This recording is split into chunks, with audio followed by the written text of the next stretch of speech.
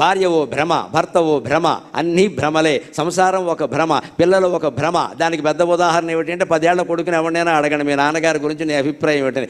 My father is great అంటాడు. ఎందుకంటే ఈ వెర్రివేధకు వాడు తప్ప ఎవడూ తెలియదు, అంతకంటే ఏం లేదు. ఇక్కడ ఈ తండ్రి అనుకుంటాడు మా వాడికి నేనంటే చాలా భక్తి. ఏమీ లేదు మొహమా, నువ్వు తప్ప ఇంకెవరూ తెలియదు. అదే 20 ఏళ్ళు వచ్చాక వాడిని అడగండి, మా నాన్నగారు మంచివారే కానీ ఆయన కొన్ని విషయాలు తెలియవు అంటాడు. ఎందుకంటే వీడికి గర్ల్ ఫ్రెండ్ పరిచయం అయింది.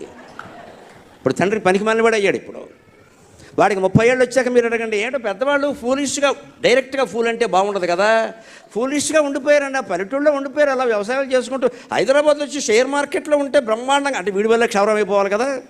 ఎందుకంటే వీడు సాఫ్ట్వేర్ ఇంజనీర్ అయ్యాడు, 30 ఏళ్ళు, చక్కని చొక్కా కొత్త భారీగా దొరికింది, అదో 2 ఇది వీడో 2 సంపాదిస్తున్నారు. ఇక్కడ తండ్రి వెరివేధవరా కనపడతాడు వీడికి. అదే 40 ఏళ్ళు వచ్చాక ఆ పెద్ద మనిషిని మీ నాన్నగారి గురించి నీ అభిప్రాయం ఏమిటని అడగండి. వెంటనే ఏమంటాడో తెలుసామో, 2 కాళ్ళు జాపేసి పెద్దాళ్ళు చెప్పారంటే కొంత ఉంటుందని అంటాడు.